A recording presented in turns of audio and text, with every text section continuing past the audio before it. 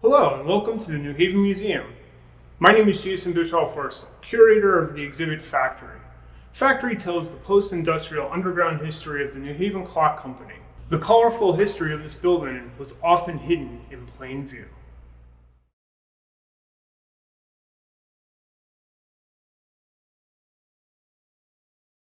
In the 1980s, the factory was far from secure.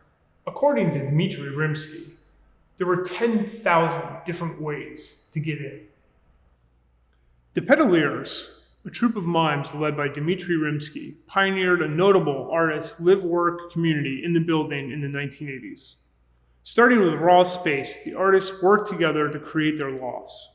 With the guidance of Goody, a tenant who repaired lawnmowers, they installed their own electric, gas, and plumbing lines.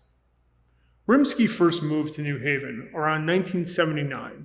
He lived in a flat on Chapel Street, adjacent to what is now the Union League Cafe.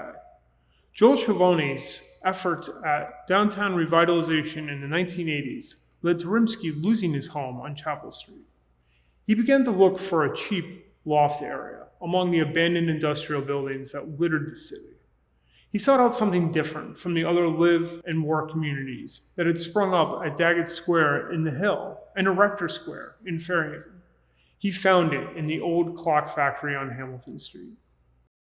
I think of my time in New Haven both as sort of a halcyon time in my life. I had lovely partners. I was dancing around New Haven as a mime selling roses and flirting with every lovely woman in town.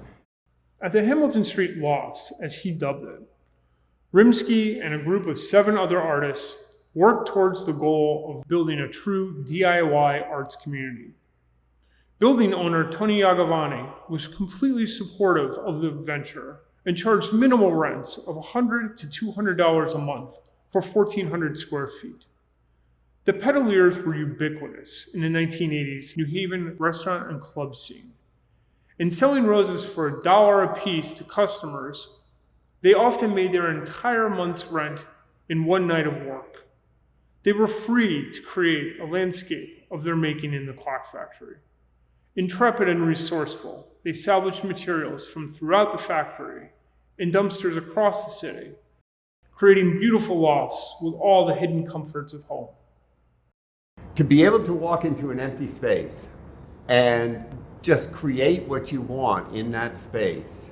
I mean, we would literally take a push cart and run it around the building and take anything we could find